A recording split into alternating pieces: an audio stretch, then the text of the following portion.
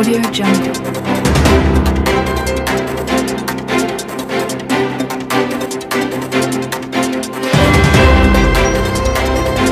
Audio Jungle.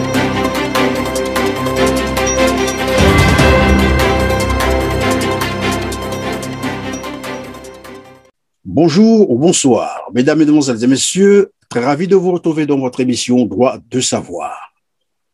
Très attaché à son pays, combatif pour la restauration de la démocratie au Congo-Brazzaville, Sidonie Salabandi est cette dame, certains se souviendront bien sûr, qui avait osé présenter sa candidature au poste de Premier ministre lors de la conférence nationale souveraine dans les années 90 face aux vieux routiers de la politique congolaise, notamment Pascal Lissouba, Bernard Kolela, André Milongo, une élection qui fut remportée par André Milongo.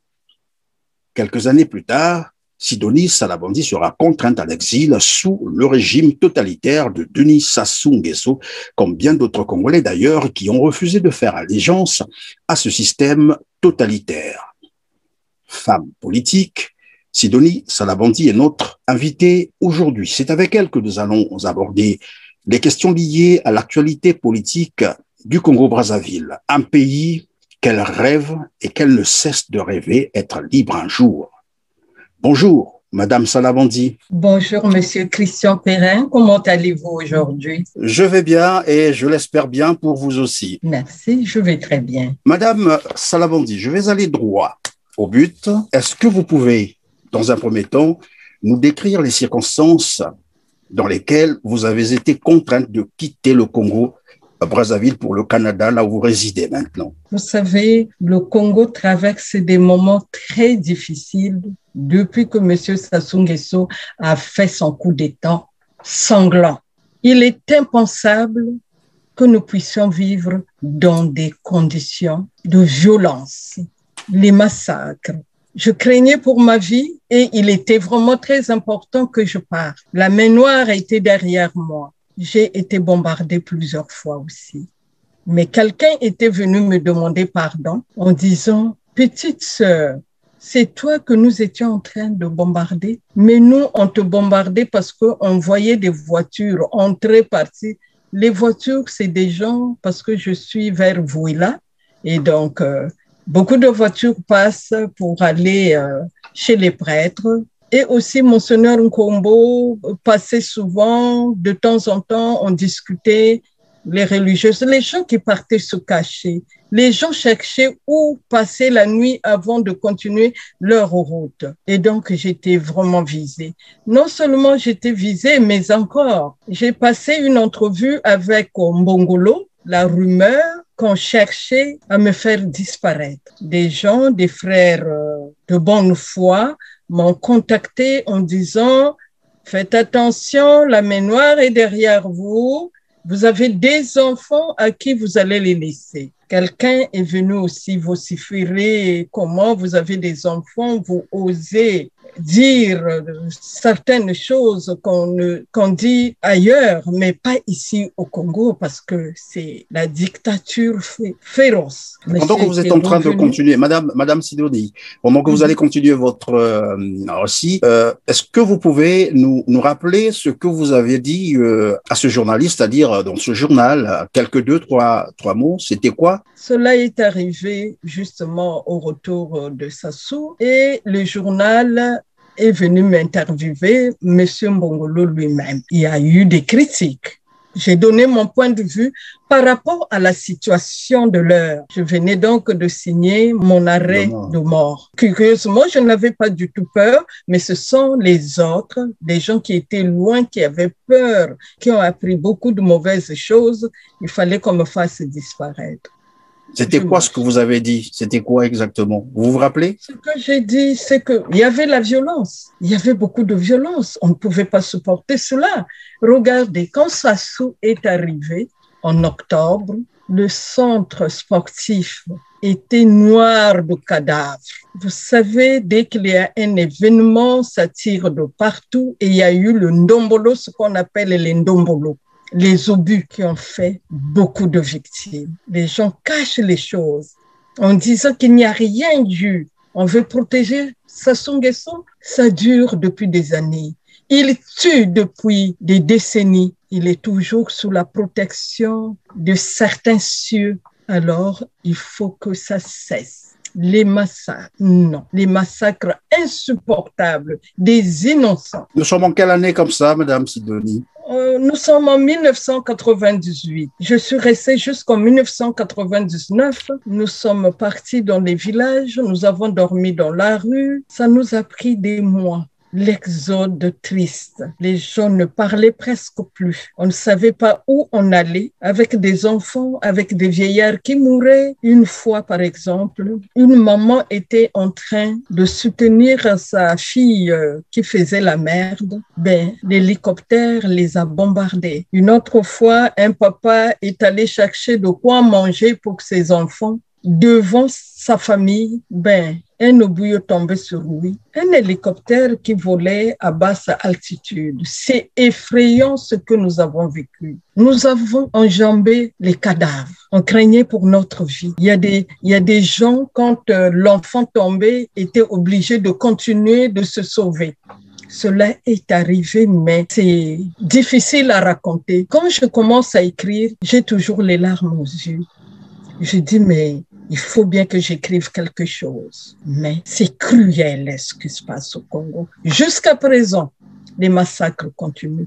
Vous vous rappelez qu'il y a eu beaucoup de bombardements dans la région du Pôle. Le Pôle continue à souffrir, mais il y a aussi quelques numéros qui soutiennent celui-là qui nous massacre notre bourreau pour des raisons d'estomac.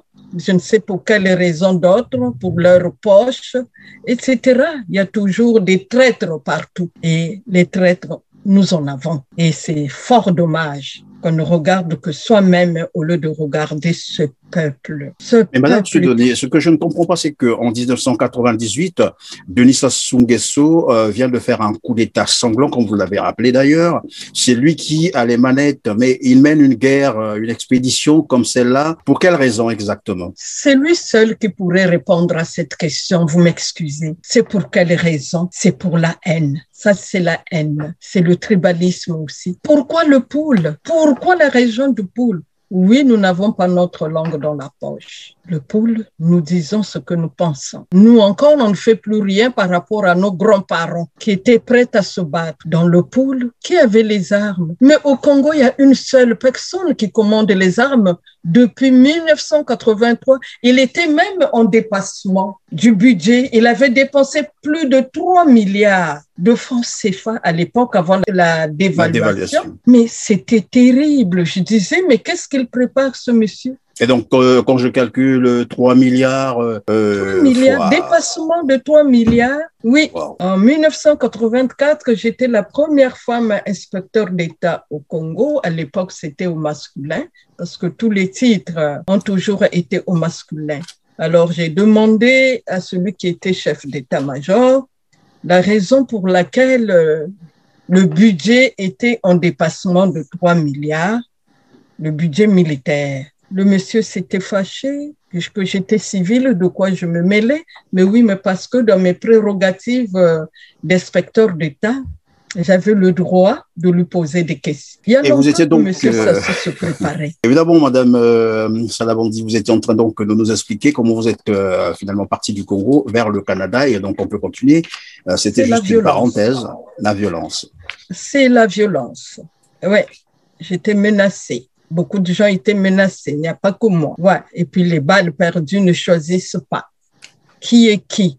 Il sait faire taire ceux qui parlent, comme aujourd'hui. Pourquoi M. Mboukadia ne serait-il pas au Congo-Brazzaville? Il a essayé d'y aller, mais il s'est retrouvé en prison où il a passé 575 jours, torturé comme un voleur, tabassé comme un voleur. On lui avait même arraché les injections à la clinique Guenay, dont je garde un très mauvais souvenir parce que nous, c'est TV5 qui montrait les images de ce grand leader charismatique. Quand vous avez été contraint d'aller en exil, comme d'ailleurs beaucoup d'autres Congolais qui n'ont pas accepté faire allégeance à ce système totalitaire. Alors, revenons donc sur vos ambitions politiques, notamment sur votre candidature à l'élection du Premier ministre à la conférence nationale. Vous savez bien qu'il y avait des personnalités que je venais d'ailleurs de citer, Pascal Lissouba, Bernard Kolela, André Milongo, des gens qui avaient mais vraiment des grosses pointures, et vous avez quand même osé poser votre candidature. Est-ce qu'on peut savoir qu'est-ce qui vous avait motivé et c'était quoi le projet exactement? Ce qui m'avait motivé, c'est le ras-le-bol. Je rêvais d'un grand changement pour le Congo-Brazzaville. Et il fallait bien que je m'implique. Il faut le changement. On rêvait d'une belle démocratie. On rêvait d'une belle vie. Mais cette belle vie n'existait pas. Alors, la conférence nationale souveraine était un atout pour moi. C'était le moment où jamais les femmes devraient s'exprimer. Pascal Lissouba m'avait beaucoup encouragée, pour ne pas dire le professeur Pascal Lissouba m'avait beaucoup encouragée parce que c'était pour la première fois qu'une femme congolaise levait la tête. On a eu une discussion de plus d'une heure et quand il est devenu président de la République, on a eu un entretien de 3 heures. C'est lui qui parlait, j'écoutais. Il a commencé à se plaindre à ce que son allié ne respectait pas du tout les contrats. Et moi, je me disais, pourquoi est-ce qu'il me parle de tout ça? Qu'est-ce que je vais dire? Comment vais-je réagir, etc. Mais malheureusement, il y a quelqu'un qui ne voulait pas que je le rencontre de nouveau. Et tout ce qu'il m'avait dit, toutes les promesses faites, c'était envolé. Le Congo, le Congolais, la Congolaise ont des problèmes. Seulement moi, personne d'autre. Vous savez, en ce moment-là, les femmes n'ont pas eu de grands postes. Si vous regardez bien, les femmes ont été lésées. Et aussi, les comportements des gens étaient beaucoup plus négatifs. Nous étions loin des résolutions de la conférence nationale souveraine. Et là, c'est là où le bas blesse. Ça a été beaucoup difficile pour certains. Et surtout ces guerres que nous nous sommes livrées. Vous avez dit, madame, vous étiez loin des résolutions de la conférence nous nationale étions souveraine. Loin. Oui. C'est-à-dire... Qui les a respectées? Qui a respecté les résolutions les grandes résolutions de la conférence nationale souveraine? Lesquelles, par exemple? Moi, je me souviens qu'il y a une résolution qui avait fait couler la salive et l'encre. Et même M. Placide Linga était intervenu, mais n'avait pas pu convaincre tout le monde. Comment vous avez vécu ce moment-là, cette période, dès lors que vous avez annoncé votre candidature? Après, vous vous êtes senti comment? Et la suite, ça s'est passé comment? Malgré tant d'intimidation, c'était un moment qu'il ne fallait pas manquer. Il fallait rentrer dans l'histoire parce que les femmes étaient absentes là où on prend les grandes décisions au niveau politique, économique, social, sur tous les plans. Pourquoi la femme devait-elle être marginalisée? Vous avez dit intimidation. Beaucoup d'intimidation, oui. Des gens qui me demandaient de retirer ma candidature. J'ai dit non. Mes parents payent les impôts. Moi-même, je paye les impôts. Je ne dois à personne. J'ai décidé d'y aller pour faire passer mon message. C'était le tremplin. Et donc, je ne pouvais pas reculer. C'est ça. Mais il y a eu des gens aussi qui m'ont soutenu, qui étaient heureux, qui m'encourageaient, comme Aloïse Moudileno Massengo, paix à son âme, comme le grand frère, le professeur, docteur Ekondi Akala. Il a été très aimable. Ils ont cherché, oui, justement, à m'intimider. Après, comme je ne m'étais pas laissé faire, il s'est montré très, très agréable. J'en garde de très bons souvenirs. Et même quand André Milongo est allé en France, Mitterrand a demandé de mes nouvelles. Il voulait savoir ce qu'était devenue cette dame unique qu'il s'était positionné. Il a dit, vous avez eu tort de ne l'avoir pas choisi parce que j'allais tout lui donner et la transition allait réussir. Et qu'est-ce qu'elle devient?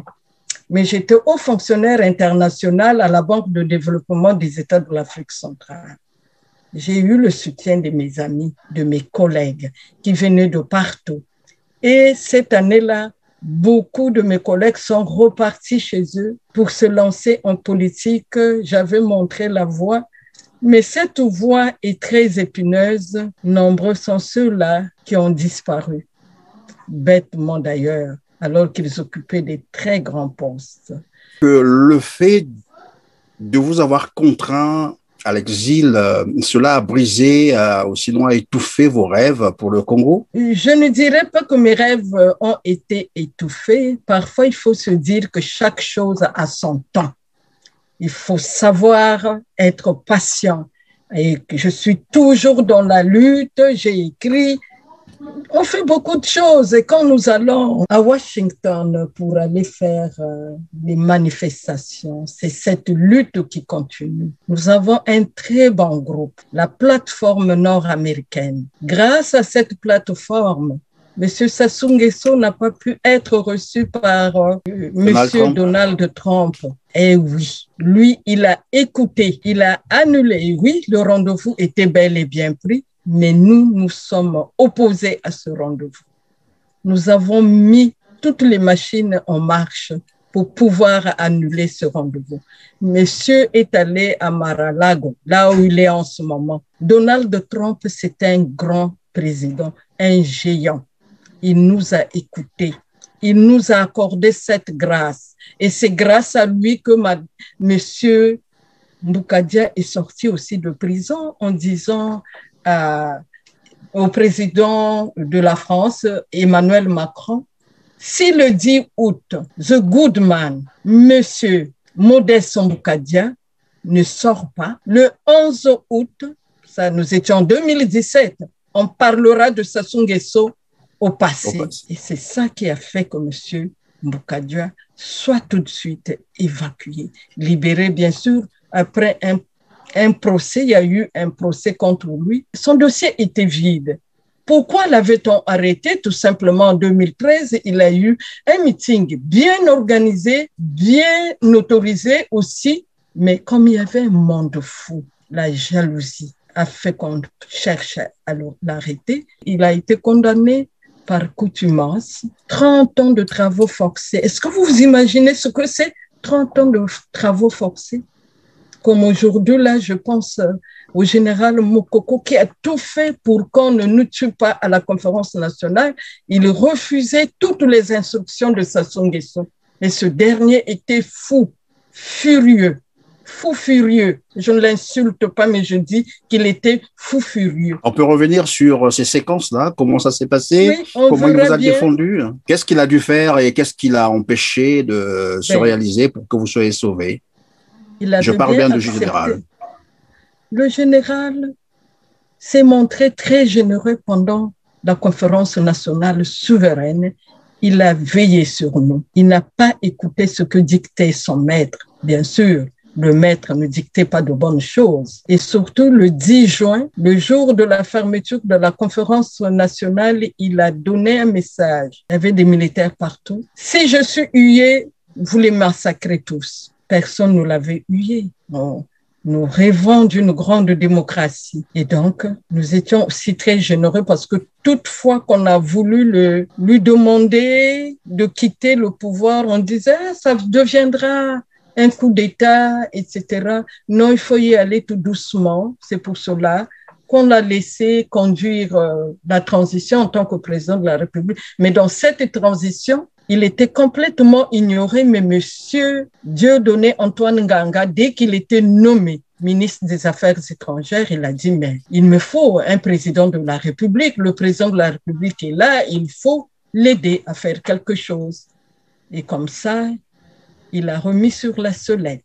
Revenons sur la manière dont vous vous organisez dans votre lutte maintenant que vous êtes à l'extérieur, hors du Congo. Comment ça se passe dans vos manifestations, les rencontres avec le FMI, parce que nous aurons appris aussi que vous avez mené des actions à ce niveau-là. Quelle que soit la température, quand on prend une décision, mon équipe, la plateforme nord-américaine, s'engageait à faire ce qu'il fallait. C'est tout le monde qui souffre.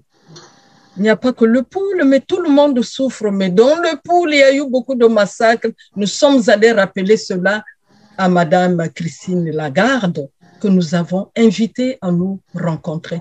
Elle était très triste de nous voir crier là. Beaucoup de gens de la Banque mondiale et les passagers, et ceux du Fonds monétaire international sortaient pour nous regarder. On avait un cercueil de la couleur du Congo-Brazzaville et moi, je demandais à Madame Christine Lagarde de descendre, de venir discuter avec nous. Finalement, elle a accepté de nous rencontrer, mais elle avait demandé à une équipe de pouvoir discuter avec nous. Les discussions se passaient très bien. Comme il faut payer le billet pour aller à Washington et puis mon travail, j'ai demandé aux autres de continuer l'affaire, mais malheureusement, il y a quelqu'un qui est à Paris qui n'avait jamais été dans nos manifestations, qui a écrit dans 2 lettres du continent, si j'ai bonne mémoire, qu'il était monsieur Fonds monétaire international. C'était écœurant parce que nous, on y va quand il fait excessivement froid. Qu'il neige, qu'il vente, on est là. Et la bonne décision de Madame Christine Lagarde était de nous permettre de rencontrer ces équipes afin de discuter. Oui, nous avons été écoutés, mais Monsieur Dominique Strauss-Kahn a joué un grand rôle pour sauver son ami. Déjà, Parler du conseiller de Sassou Nguesso, parce qu'à un moment donné, il était oui, c'est lui qui a joué pour avoir ce que j'appelle moi le pipi de chat. C'est aberrant d'apprendre qu'au Congo-Brazzaville, les gens s'étaient mis à danser, même les militaires, pour si peu. C'est du pipi de chat. Et qu'est-ce qu'on a fait avec? Et monsieur Clément Mwamba, qu'est-ce qu'il a fait de ces 48 mesures? Quel est le résultat de ces 48 mesures? Il faut que ça change. Je continue ma lutte parce que il faut que ça change. Et je me suis associée à monsieur Modeste Mboukadia parce qu'il est vrai. Tout ce qu'il a dit, beaucoup de gens le répètent. Effectivement, nous n'avons pas changé. Nous avons été au collège Ma Foi Virgile. Nous regardons toujours même vers une même direction parce que nous voulons que ça change. Il faut que le peuple congolais soit respecté. La vie est sacrée. La vie humaine est sacrée.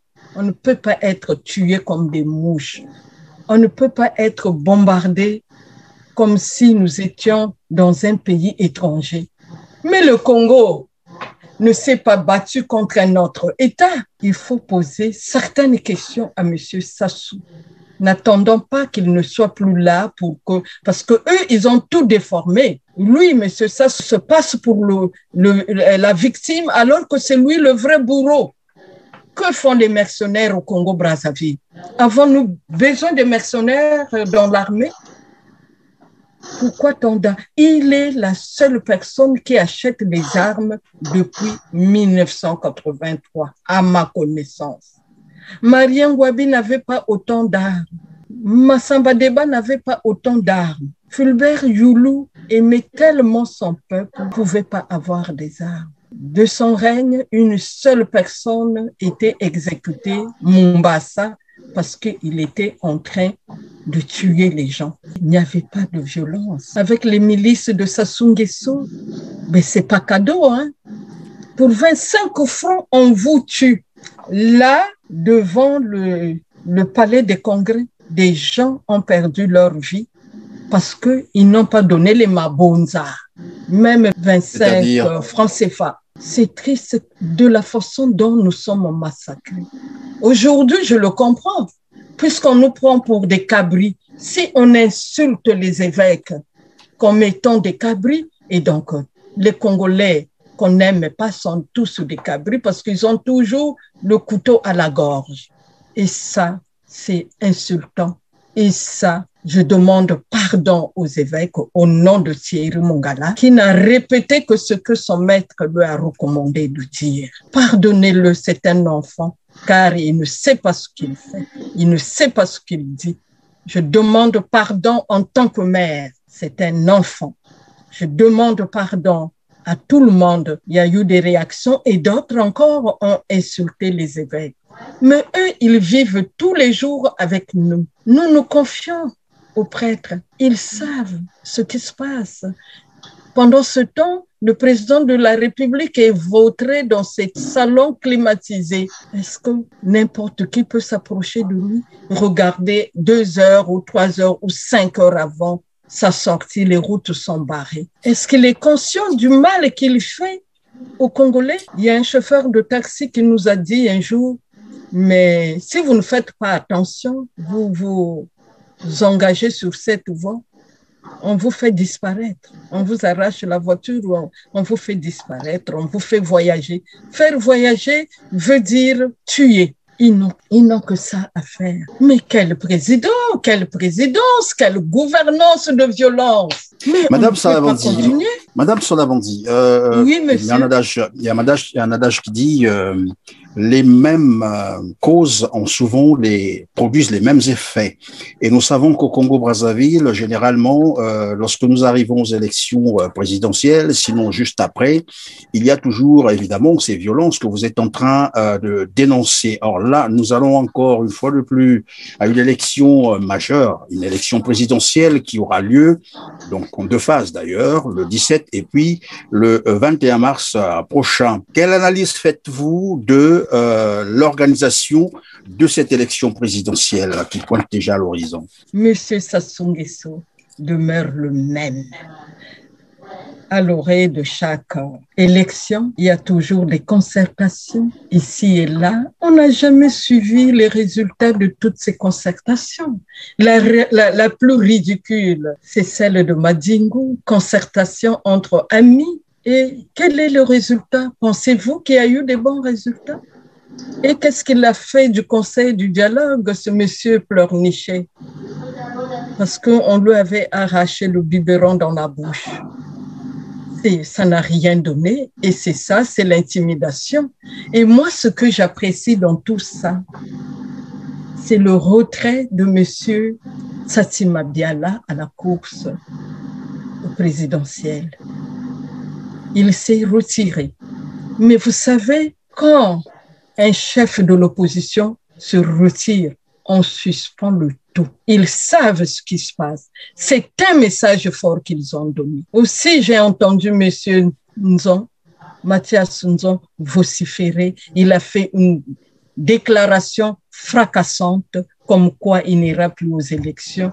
Mais parmi les 8 noms de la liste qui a été publiée, Mathias Nzon est là. Il n'a plus rien dit. Mais nous connaissons les vrais. Nous connaissons les vrais opposants. Les vrais opposants où ils sont là au Congo et ils ne parlent pas, c'est-à-dire qu'ils se taisent complètement parce qu'ils craignent pour leur vie. Il ne faut pas contrarier le bourreau. Les vrais, il y en a en exil. Il y en a qui parlent. Mais d'autres sont les faux qu'on nous envoie, qui se font les poches. Et ça, c'est dangereux. Mais je dis que la diaspora joue un très grand rôle. Je prends l'exemple de la plateforme nord-américaine, encore une fois. Nous avons réussi à faire reculer M. Denis Sassou Nguesso, qui n'a pas été reçu par M.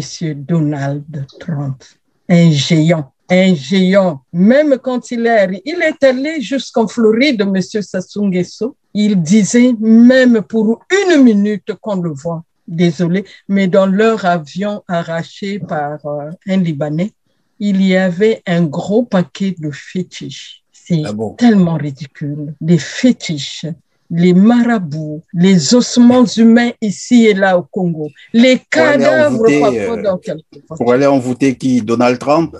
Pour envoûter le peuple congolais, il fallait que lui, il s'est préparé, il a fait ses fétiches pour que Donald Trump puisse le recevoir. Mais non, c'est pour cela que je dis, Donald Trump, c'est un géant. Et grâce à lui, M. Modeste Mbukadia est sorti de prison. Madame Sadavandi, on va donc avancer parce qu'évidemment, nous gérons un peu le temps. Alors, que pensez-vous donc des opposants qui, eux, ont une partie de l'opposition, bien sûr. Eux ont dit, nous, on va aux élections parce que c'est cela aussi la démocratie, ils sont libres de s'exprimer, mais en plus, ils vont aux élections et au cas de tricherie, ils pourront revendiquer leur victoire que de rester ou boycotter, voilà. Ils ont pensé plutôt se présenter. Oui. Il y a Parfait Kolela, il y a M. Onyangue, il y a, vous avez cité tout à l'heure, la Mathias Nzon et bien d'autres. Je prends l'exemple d'Albert Onyangue qui fut garde de corps de M. Sassou Nguesso. Écoutez, pensez-vous que ce monsieur pourrait être contre M. Sassou qui l'a nourri, avec lequel il a beaucoup voyagé, et à qui il a parlé à l'oreille? Qu'est-ce qu'il pourrait faire, M. Onyangue, le colonel Onyangue? Mais c'est une mascarade, c'est une véritable mascarade. Il ne fera rien, ce sont des arrangements. C'est Sassou Nguesso qui a fait chercher Onyangue parce qu'il lui fallait quand même des gens. Mais M. Albert Onyangue, à mon avis, ne fait pas vraiment le poids. Et M. Onyangue, se souvient-il du coup qu'il a fait à ses fidèles? Il est soi-disant pasteur. Les fidèles ont donné 150 000 francs chacun pour avoir un visa afin d'aller à l'étranger. C'était un voyage organisé. Monsieur n'a jamais remis les visas. Monsieur n'a jamais remis les 150 000 francs CFA. Ses fidèles vont s'en souvenir. Et qu'est-ce que nous attendrons de lui? Qu'est-ce qu'il pourrait changer? Il a grandi chez Sassou et on changera quoi? Rien, rien du tout. Mon œil. Je n'ai pas beaucoup à dire, mais c'est dégoûtant ce qui se passe.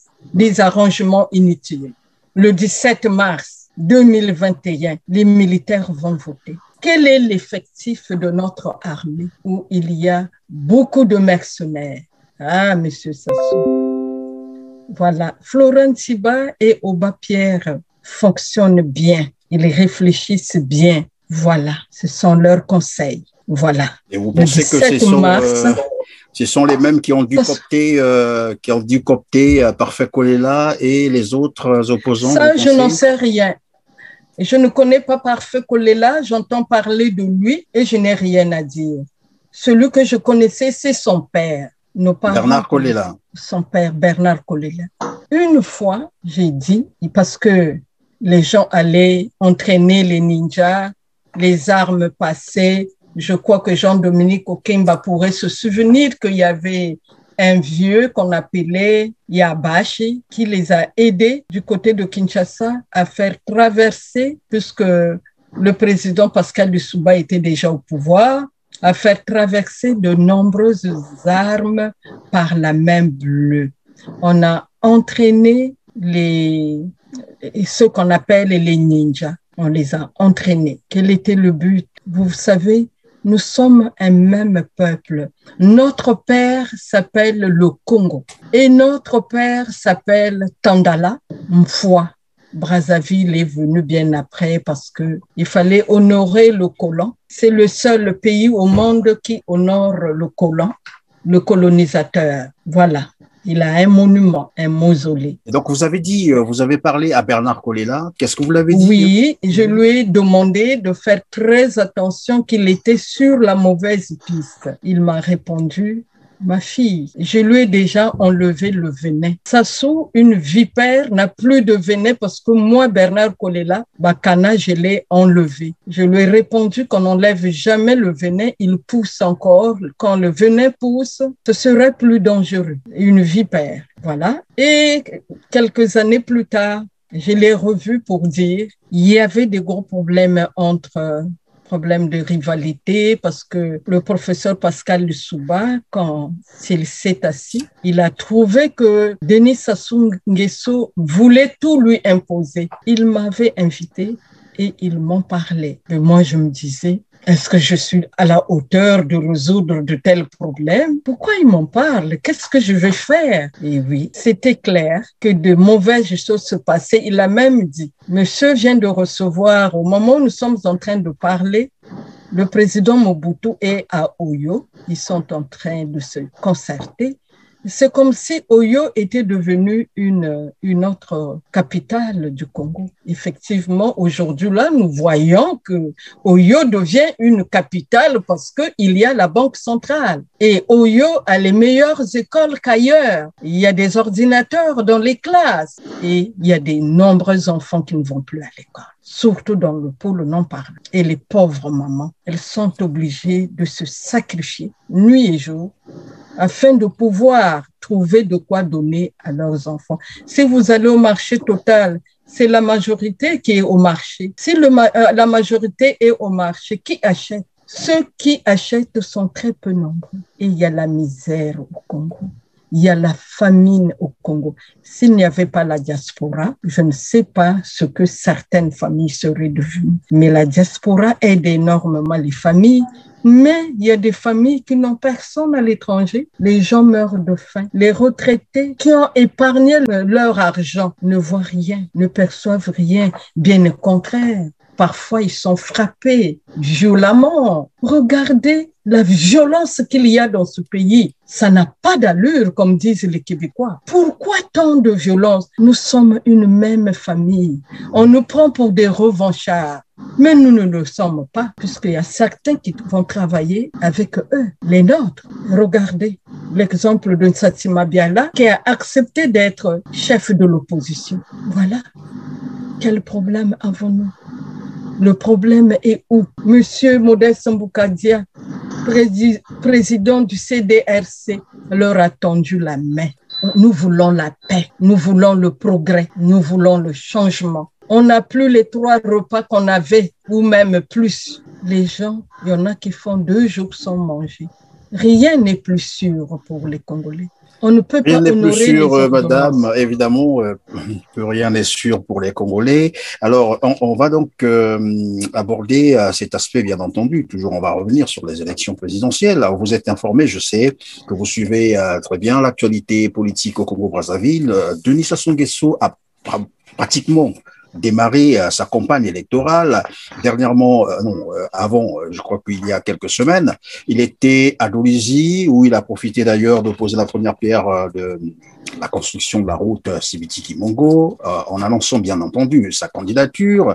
Et là, je crois, la semaine dernière, il s'est rendu donc à Djambala, jusqu'à Lekana, où d'ailleurs on lui a remis de l'argent, 100 millions de francs CFA liquides qu'il a reçus. Les notables, s'il faut les appeler ainsi, lui ont donné cet argent pour qu'il mène sa campagne, qu'il batte sa campagne électorale. Mais une chose a quand même attiré mon attention, c'est de voir tout cet argent liquide, en plus, 100 millions de francs CFA sortir d'un village où on se pose la question, est-ce qu'il y a vraiment une banque à ce niveau? Et d'où viennent ces 100 millions de francs CFA? Et comment ils ont pu rassembler cet argent à donner à Denis Sassou Nguesso? Mais en plus, une campagne qui se mène hors cadre parce que la campagne, officiellement, la campagne électorale n'est pas encore lancée. Qu'est-ce que vous pensez d'une telle attitude d'un chef d'État, d'un président de la République? Vous savez, c'est l'attitude d'un irresponsable, d'un criminel. On ne peut pas avoir autant d'argent dans un village. Pourquoi ils n'améliorent pas les routes si on peut avoir, si les notables peuvent avoir 100 millions? Et d'ailleurs, c'est une erreur de sortir 100 millions du coup comme ça. Et il est heureux de les prendre. En public. Mais c'est une honte. Il faut justifier la provenance de ces 100 millions. Ici, au Canada, ça ne passera pas du tout. Même dans d'autres pays, mais non, ça ne passera pas. C'est pour vous dire qu'il n'y a pas de démocratie. Il n'y a pas de démocratie. Vous savez, les gens en ont assez. Il est déjà en campagne et il est entouré de militaires. Il sait ce qu'il craint. Vous savez, il y a eu Kadhafi qui a très bien construit la Libye. J'y étais plus d'une fois. Il y a eu Mobutu qui a dit à son peuple, débrouillez-vous. Et le peuple se débrouille. Mais quand un peuple n'a plus besoin de vous, il faut faire attention. Il y a eu des Samuel Doe. Quand un peuple encaisse cette souffrance du peuple congolais Est-ce que vous la lisez? Est-ce que vous la voyez?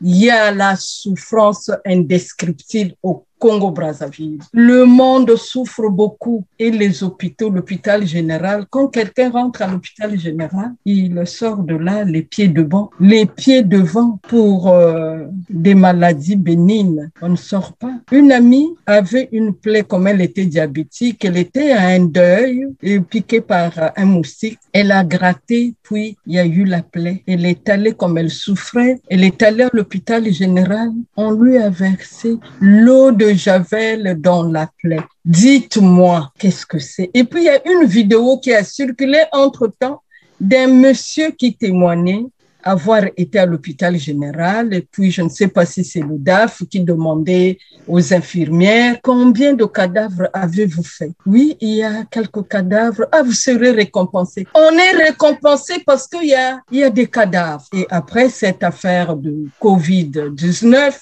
qui s'est ajoutée, mais tous ceux qui meurent n'ont pas cette maladie. Il y a des maladies chroniques. Les gens meurent, on dit que c'est la Covid pour se faire les poches. Et on envoie des médicaments, ces médicaments sont détournés, ça se retrouve ailleurs, dans des familles, etc. Enfin, soyons conscients du mal profond que nous sommes en train de faire à notre peuple. Cette souffrance, mais c'est écœurant. Est-ce que M. Sassou a des yeux pour voir ou juste pavaner en restant dans son fauteuil? Qui ne pourrait jamais donner même à sa mère. Il l'a dit lui-même. Même à ma mère, je ne donnerai pas mon poste.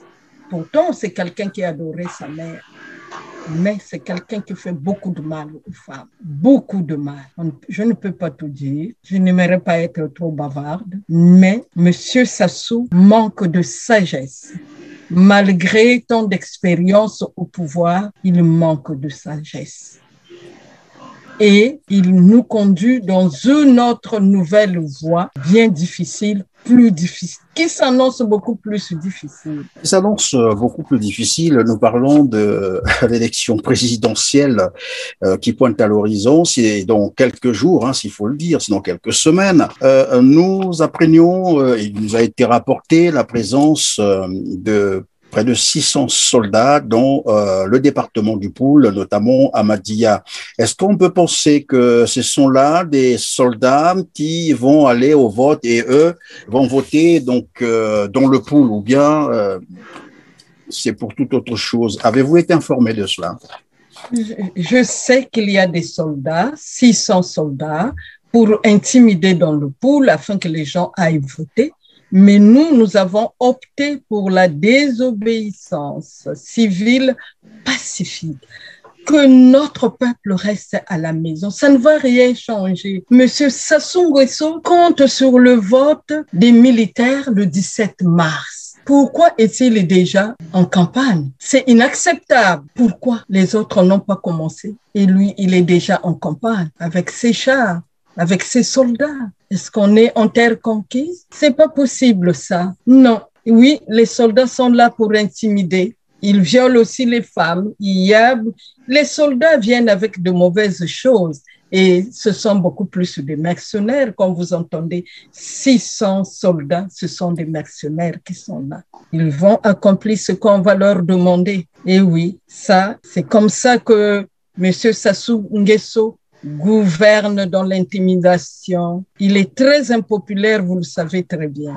L'exemple de Dolizy est là. Combien il est impopulaire. Il a fait construire des maisons, municipalisation accélérée. Combien de jours passe-t-il dans ces résidences alors qu'on aurait pu construire des écoles, des hôpitaux? Comment un pays qui a géré des milliards et des milliards n'a pas pu construire des écoles, n'a rien fait pour l'éducation des populations? Vous savez, à l'époque, nous étions colonisés, mais nos colonisateurs ont construit les meilleures écoles. Il y a eu des bourses fac, il y a des frères, des sœurs qui sont allés en Europe parce qu'ils ont bénéficié des bourses fac. Mais Monsieur Nguesso, où sont les bourses? Nos enfants, nos petits-enfants sont ailleurs sans bourse. Il y en a qui sont rentrés parce qu'ils ont fini, mais Ils n'ont pas leur diplôme parce que le Congo n'a pas payé. Et pourtant, dans un de ses messages, Sassou Nguesso disait pendant la colonisation, il n'y a pas eu des routes. Donc, c'est lui qui est venu construire les routes. C'est lui qui a commencé à faire des routes. C'est curieux, mais la route qui quitte Total, pour m'arrêter seulement là, Total jusqu'à Kinkala, elle n'était pas goudronnée. Elle était goudronnée par nous. Et même la route qui a été refaite, c'est l'Union européenne. C'est le travail de l'Union européenne. Là où il est allé poser sa pierre, à Dolisie, il y a longtemps, à Dolisie, mais il y a longtemps qu'il a eu cet argent qui a été détourné. L'argent est détourné. Comment peut-on détourner l'argent? Les colonisateurs ont laissé des très beaux textes à l'administration congolaise. Nous avons eu l'indépendance, nous avons hérité des textes que M. Sassou lui seul ne respecte jamais. Est-ce qu'après un voyage, M. Sassou est prêt à faire le compte rendu? Est-ce que les états financiers, il les fait pour justifier ses dépenses? Même Massamba Deba le faisait. Voilà, rien ne marche. Madame Salavandi, vous avez tout à l'heure parlé de la situation du pool, les atrocités, mais j'ai bien envie de vous poser cette question. Pourquoi est-ce que le département du pool est-il devenu la cible d'atrocités depuis que Sassou Nguesso est revenu? Vous savez, des massacres sans fin. Qu'est-ce qui se passe exactement? Parce que M. Sassou Nguesso rêve de réduire la population du pool. On a refusé de le voter. Et nous ne le voterons pas non plus. Et nous resterons chez nous. Désobéissance civile, pacifique pour tout le monde. Que tout le monde, pour tous les Congolais, pour tout notre peuple. Madame Salavandi, l'actualité du Congo-Brazzaville, c'est aussi la santé et l'éducation. C'est des systèmes, apparemment, rien ne fonctionne. Je dis bien apparemment. Hein. Je ne sais pas si c'est la même impression que vous avez ou c'est le même constat que vous avez fait, parce que dernièrement, on nous a parlé de 570 corps abandonnés dans les morgues de Brazzaville. Lorsque j'essaie de faire des petits calculs, je sais que le CHU, c'est 350 casiers, à Bakelekele, c'est pratiquement 150 et ailleurs. Mais se retrouver avec 570 corps abandonnés en plus dans les morgues, on se pose la question, où est-ce que ces corps étaient gardés? D'où viennent-ils? Que s'est-il passé? Y a-t-il eu une épidémie au Congo-Brazzaville? Et en ce temps-là, nous étions en mars 2020, on ne parlait pas encore de l'épidémie, notamment au Congo, bien sûr. On ne parlait pas encore de la Covid. Quelle interprétation faites-vous de cette situation? Très rapidement, j'aimerais seulement vous dire que c'est M. Sassou qui est mieux placé pour pouvoir répondre à cette question. Parce que sous d'autres cieux, il allait être détrôné. Ça, ce sont les gens qui le tuent ici et là. Ils vont cacher. Il y a des corps aussi qui sont volés. Vous savez que eux, dans leur système fétichiste, ils aiment les corps. Ils aiment les ossements humains. Ils font les fétiches avec mes 570 corps. Ça devrait se justifier. Il n'y a eu aucune justification. Au lieu de les enterrer à Oyo, on les enterre dans le pool à Maïtoukou. Est-ce que c'est une provocation? Mais nous ne disons toujours rien. Nous, dans le pool, nous ne sommes pas armés. S'il y a des armes, il est le seul à pouvoir avoir les armes. C'est aberrant qu'il justifie tout ça. Comment peut-on aller aux élections quand ces points ne sont pas soulevés et justifiés? Comment peut-on aller aux élections et prétendre organiser des élections transparentes et crédibles? Mais non, M. Sassou Nguesso, vous êtes incapable de faire des élections crédibles, transparentes. C'est impossible. Le dépouillement des armes, des urnes plutôt, n'a jamais été concret. Les urnes sont déjà remplies, puisque ce sont eux qui les gèrent. Ils gèrent tout ça, bourrage des urnes. Vous savez que réellement, Sassou Nguesso ne pourrait jamais jamais gagné les élections. Toujours des coups de force. Il a fait son coup d'État contre Yombi Opango. Malheureusement, celui-là aussi est parti, n'a pas pu dire les secrets. Voilà, il est parti. Beaucoup de gens se taisent, ne disent pas, ne dénoncent pas. Tant que nous aurons peur, ce monsieur va toujours continuer à nous massacrer. Les élections fragilisent tant la cohésion sociale au Congo. Dès qu'il y a une élection, tout le monde a peur. Tout le monde a peur. Pourquoi? Eh bien, c'est lui seul qui est le maître des milices. On parle des bébés noirs qui sont des bébés noirs qui sont très farouches. Ils tuent n'importe qui dans la rue. Est-ce que c'est normal?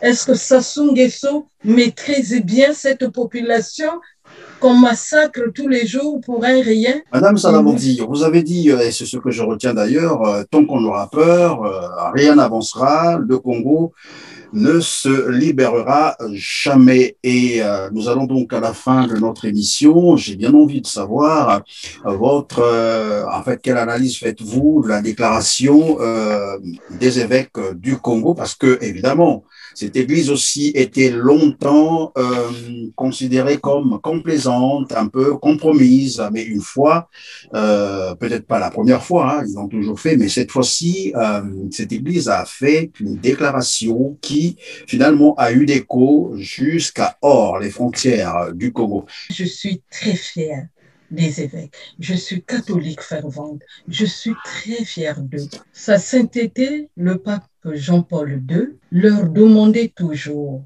de protéger les populations, le peuple. L'Église doit défendre la population.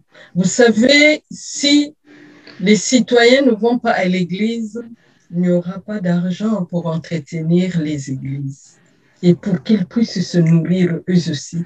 Et quand les populations n'ont pas d'argent, les salaires ne passent pas, ça se sent au niveau de l'église. Ils sont là pour éduquer. Il est dommage qu'on puisse les insulter. Moi, j'aimerais que chaque Congolais puisse prendre le contenu de ce message, combien profond. Je crois que Sa Sainteté Jean-Paul II est en train de bouger dans sa tombe parce que nos évêques ont parlé. C'est ça. Ils souffrent. Ils ont dit de très bonnes choses. Je ne sais pas si vous avez lu tout l'article, mais je les félicite énormément. Ils ont très bien fait. Vous savez, paix à son âme, Monseigneur Saï vient de nous quitter. C'était un parent que j'aimais beaucoup. Je l'ai rencontré plusieurs fois pour discuter des affaires politiques. Mon Dieu, c'était un grand. C'est dommage qu'il vienne de s'éteindre sans avoir vu le départ de Sassou Nguesso qui l'a beaucoup persécuté parce qu'en 1997 ou 98, le même événement, les évêques avaient pris position par rapport aux activités des milices et avaient demandé, si j'ai bonne mémoire, que tous ceux qui ont des milices n'avaient pas le droit de se positionner pour les présidentielles. Monsieur Sassou Nguesso avait piqué sa crise. Il menaçait d'en découdre avec eux. Beaucoup de menaces. Si Thierry a osé les appeler par cabri, justement, ils ont toujours le couteau à la gorge. Vous voyez la façon dont notre très cher cardinal Émile Biayenda, un homme sans problème, a été tué. Il était très jaloux. Et Sa Sainteté Jean-Paul II m'a blâmé au cours d'une audience mercredi en 1985. Quand il a vu que je venais du Congo, il m'a blâmé. Pourquoi vous avez tué le cardinal Émile Biayenda? Vous ne savez pas qu'un cardinal, c'est un futur pape? Pourquoi vous l'avez tué? J'ai dit, nous avons besoin d'un cardinal. Non, peut-être dans 10 ans. Et plus tard, il m'a envoyé un message pour que je puisse choisir un futur cardinal du Congo. Sassou Nguesso a dit, tant que lui, il sera là, il n'y aura pas de cardinal. Il n'y aura plus de cardinal.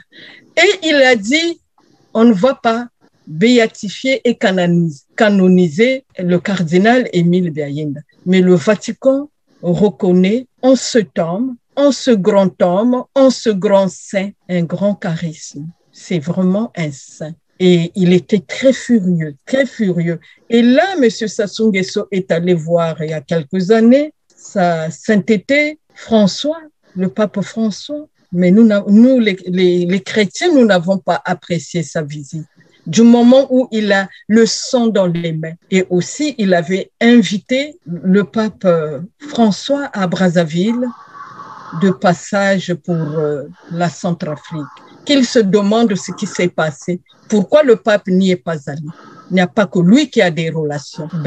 Nous avons travaillé nous aussi. Il faut qu'ils comprennent. Nous, on ne veut pas de sang. On ne veut pas de sang que dans cette élection. Tout est déjà fait. Dans cette élection il va s'autoproclamer encore président de la République.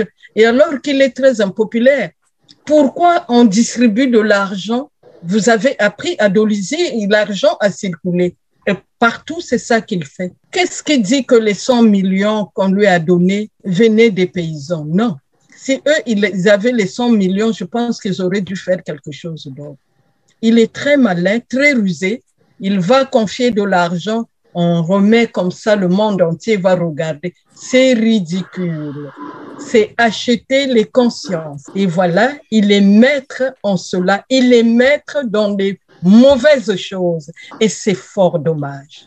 C'est fort dommage, vous l'avez dit. Madame Sidonie Salabandi, nous sommes à la fin de notre émission. Probablement que vous avez un mot de la fin à l'endroit, bien sûr, de ceux qui nous suivent et très particulièrement à la femme congolaise.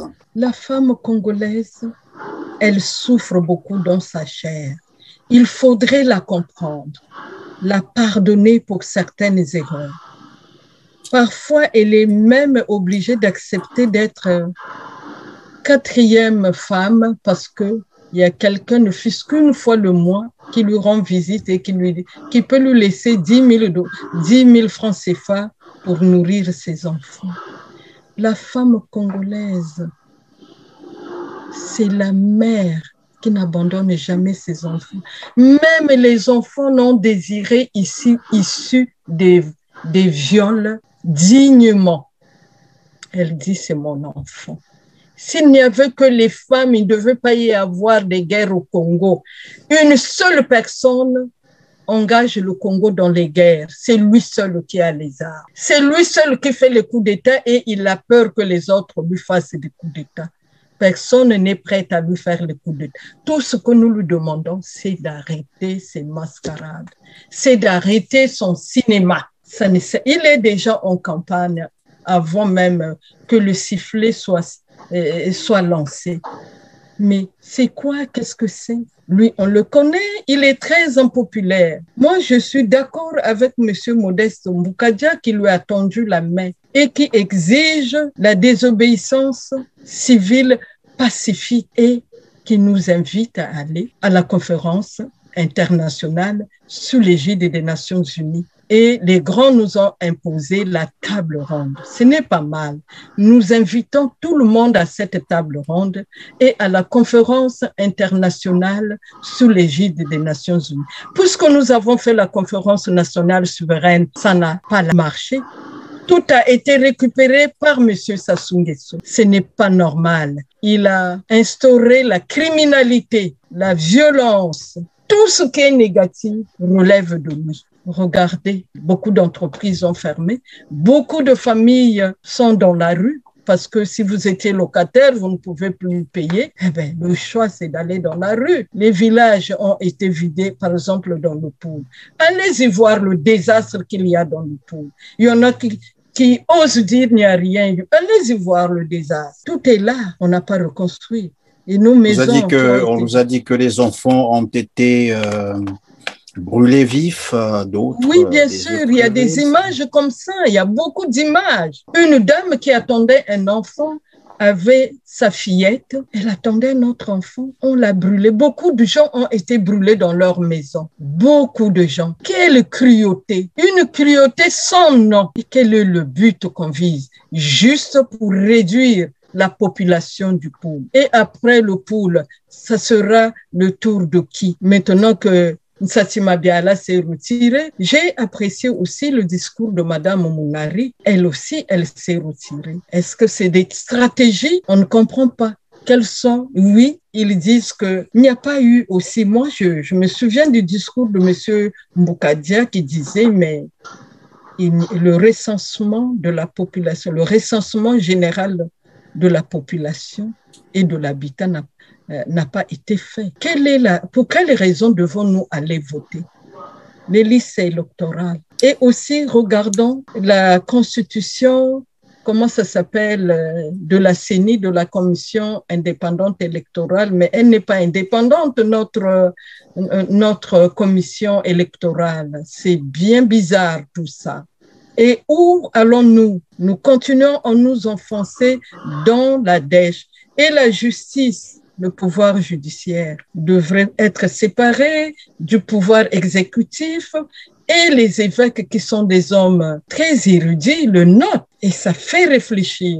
J'aimerais que ce texte soit distribué partout à l'université. Comment un pays qui a perçu des milliards et des milliards, les enfants ne vont pas à l'école? Les hôpitaux sont les hôpitaux qui ne répondent pas du tout. C'est triste. Voilà le plus grand échec de M. Sassou Nguesso, le criminel, le génocidaire. Oui, il y a eu génocide dans le Poul. J'étais là dans le Poul. Nous avons beaucoup souffert. On mourait comme des mouches. Oui, il y a un Dieu là-haut qui a fait que je sois là, que je sois vivante. Vous aussi, Monsieur Christian Perrin, vous n'êtes pas au pays, vous n'êtes pas au village, nulle part. Vous êtes quelque part à travers le monde. Et c'est ça, on prend des décisions courageuses, autrement on se fait écraser. Il faut savoir craindre pour sa vie. Beaucoup de gens, la plupart des Congolais craignent pour leur vie. Alors je répète le message de M. Modeste Mboukadia, qu'il est temps d'organiser la désobéissance civile pacifique. Nous, on n'est pas armés. Nous, on ne veut pas d'armes. Nous voulons sauver le peuple congolais. En sauvant le peuple congolais, nous nous sauvons nous-mêmes. Il faut que ça change. La vie est très importante, on l'a une seule fois. La vie doit renaître au Congo. Voilà. Vive les femmes congolaises, vive nos mères, vive nos enfants.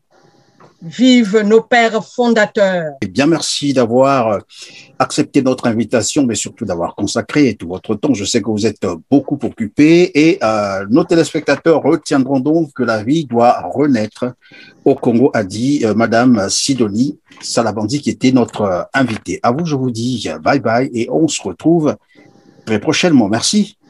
Merci beaucoup. Je vous remercie énormément. Have a nice day. You too.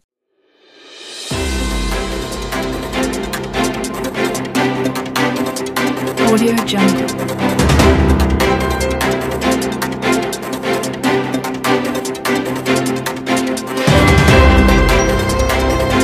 Audio Jungle.